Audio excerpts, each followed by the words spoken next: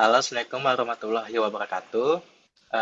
Kami dari kelompok analisis data eh, ingin menyampaikan beberapa hasil diskusi kami mengenai coding mengenai lampu merah, lampu lalu lintas. Kelompok analis data terdiri dari saya dengan NIM akhir 047. Lalu Kemudian, selanjutnya, kemudian ada saya, Prasinta Khofifa dengan NIM akhir 042. Kemudian ada saya, Sri Kusmiati dengan NIM akhir 069. Saya Diwanto dengan NIM akhir 70. Saya Farah Mahmuda Zahro dengan NIM 044. Saya Vimya Maharani dengan NIM akhir 060 dan rekan kami ada Hafiz yang belum hadir juga. baik, di sini kita akan mencoba untuk menjelaskan mengenai hasil diskusi kami mengenai coding tentang lampu merah. Awal-awal ada yang namanya import library. Mengenai import library dalam kode Python, saya akan mencoba menjelaskan, yaitu yang pertama, nampi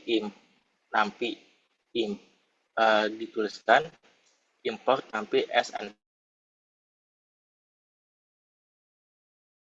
Library yang digunakan untuk melakukan perhitungan numerik secara efisien, terutama untuk array dan operasi matematis. Lalu selanjutnya ada pandas. Nah, pandas di sini dengan kode dengan kalimat import pandas spd. Pandas adalah library yang digunakan untuk memanipulasi dan analisis data, khususnya dalam bentuk tabel dan data frame. Lalu selanjutnya ada from scalar ensemble import random forest regressor. Nah, untuk yang ketiga ini adalah algoritma pembelajaran mesin yang digunakan untuk tugas regresi, yang menggunakan metode ensemble dengan banyak pohon keputusan untuk meningkatkan akurasi prediksi. Lalu selanjutnya ada from scalar model selection import trend test split. Fungsi ini digunakan untuk membagi dataset menjadi set pelatihan dan pengujian yang memungkinkan evaluasi kerja model dengan data yang belum pernah kita lihat oleh model sebelumnya. Lalu ada mean square error dari scalar matrix from scalar matrix import mean square error. Nah, fungsi ini digunakan untuk memperhitungkan mean square error atau yang disebut biasa MSE, yang merupakan matriks evaluasi untuk mengukur seberapa baik model regresi bekerja.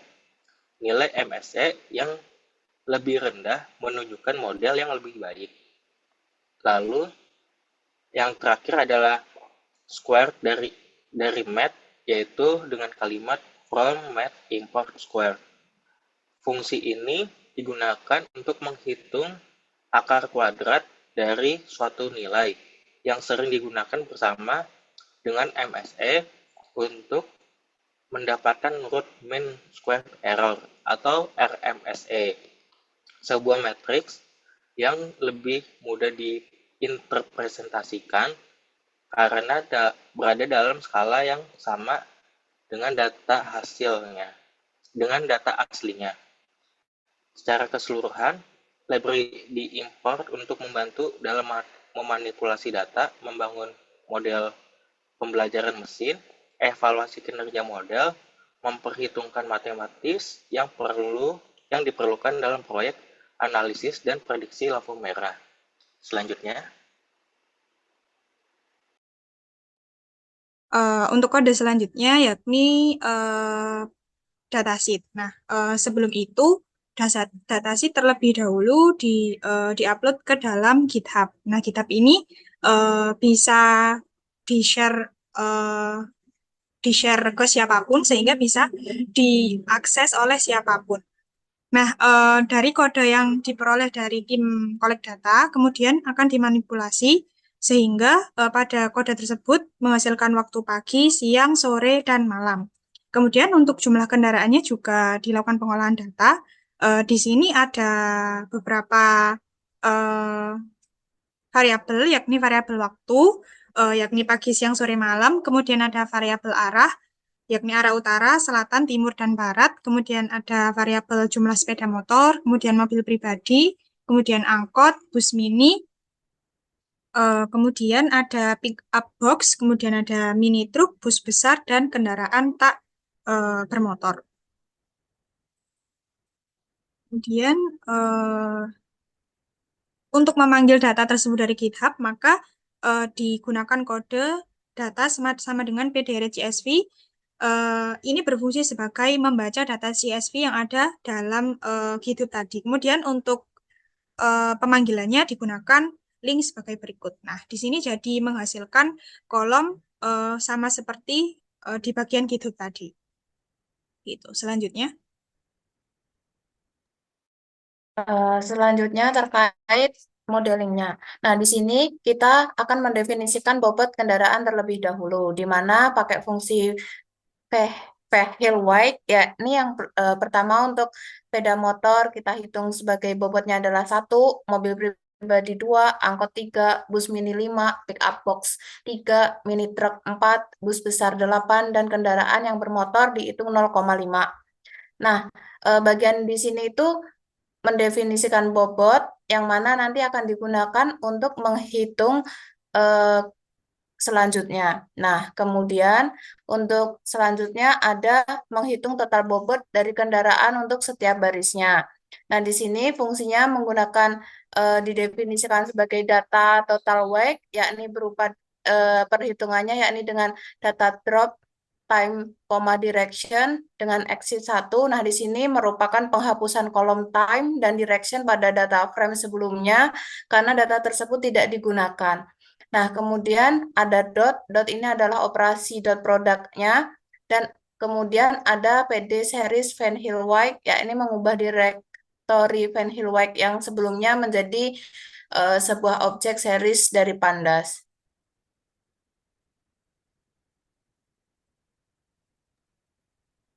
Baik, berikutnya masuk ke encoding variabel kategorikal.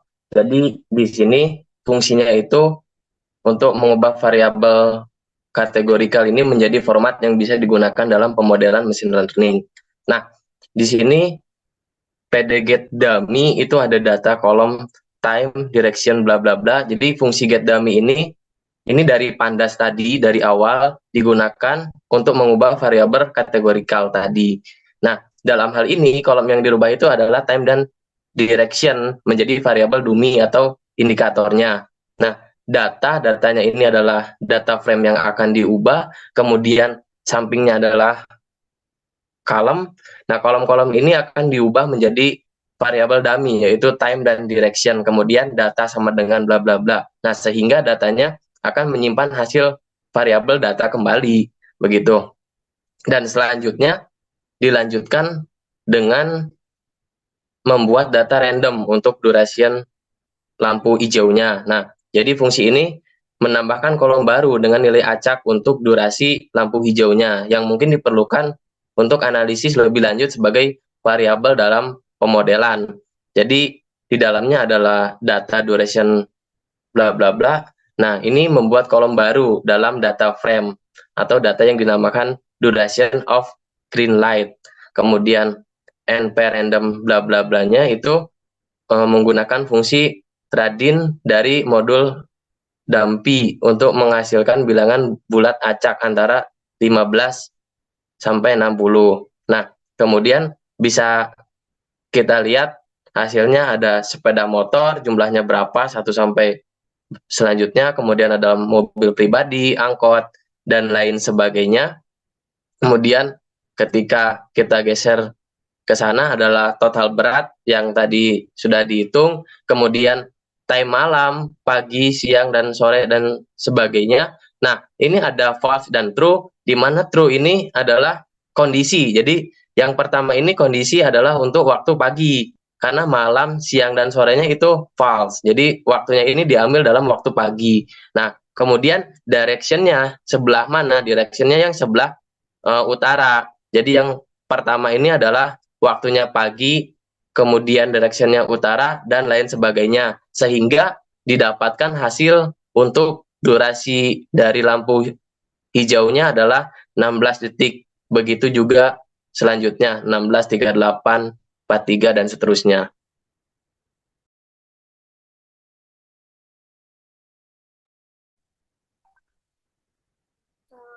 Baik, selanjutnya yaitu untuk metodenya menggunakan metode random forest. Alasannya yaitu metode random forest ini adalah salah satu algoritma yang termasuk dalam kategori ensemble learning. Dan metode ini digunakan untuk tugas-tugas klasifikasi dan regresi dengan menggabungkan hasil dari beberapa keputusan untuk mendapatkan hasil yang lebih akurat dan stabil. Nah,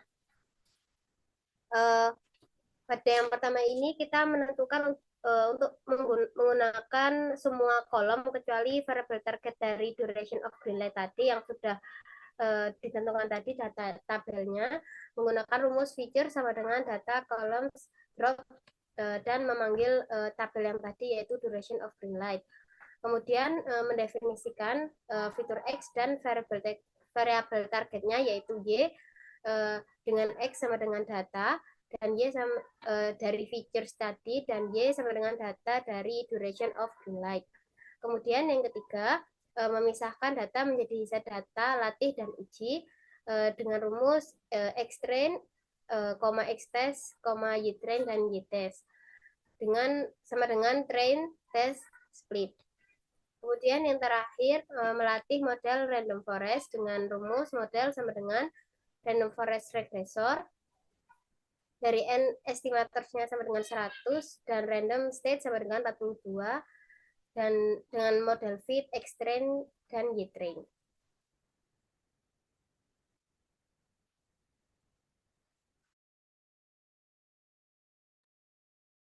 Selanjutnya kita melakukan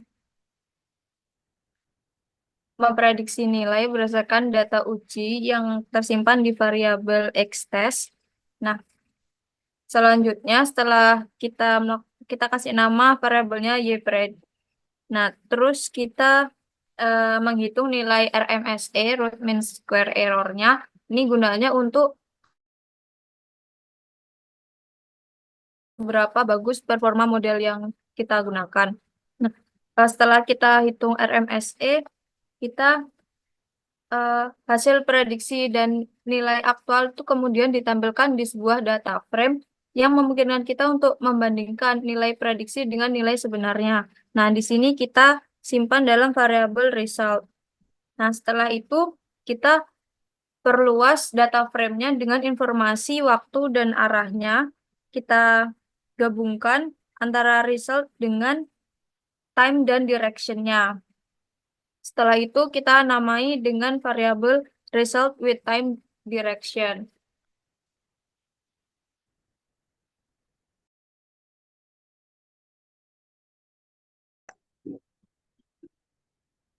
Baik, jadi tadi ini setelah melakukan nano itu tadi, ini sekarang kita menggabungkan data frame hasil prediksi dengan data frame yang asli seperti ini ya.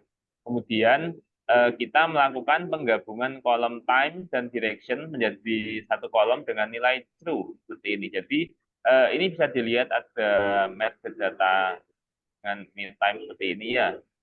Yang mananya ada direction-nya juga seperti ini. Kemudian digabungkan ini bisa dilihat ada fungsi yang menggunakan fungsi lambda yaitu apply ini seperti ini. Ini adalah fungsi sekali pakai. Ini adalah pemrograman yang tingkat lanjut seperti itu ya. Nah, kemudian setelah melakukan penggabungan kolom time dan direction jadi satu kolom dengan nilai true itu tadi itu kita menghapus kolom time malam, time pagi, time siang, time sore, kemudian direction barat, direction selatan, direction timur, dan direction utara seperti ini. Jadi ini ada